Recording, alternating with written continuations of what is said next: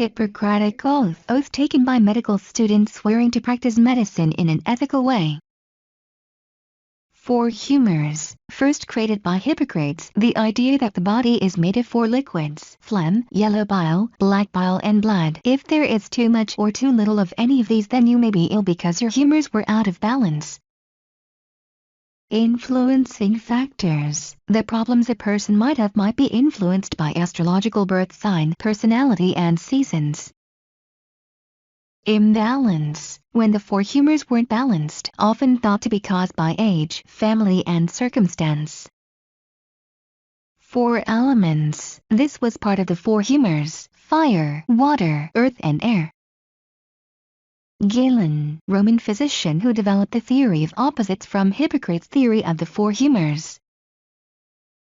Theory of opposites. Galen's theory that if you had too much of a humor you needed to cure it with the opposite. For example, if you had too much phlegm, which is cold and wet, you were given something hot and dry.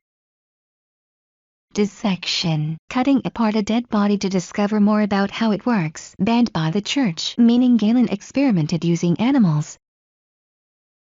Galen's discoveries. He believed that blood was generated in the liver and the lower human jaw was in two parts. The Four Temperaments. The idea that there are four personality types that link to the four humors: phlegmatic, choleric, melancholic and sanguine. Phlegmatic, calm and unemotional in temperament, you had too much phlegm. Choleric, hot-tempered, quick to anger, you had too much yellow bile. Melancholic, characterized by or causing or expressing sadness, you had too much black bile.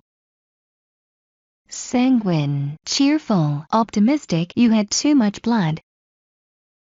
Religious endorsement. The four humors was liked and taught by church as it complemented religious ideas about people being created in God's image.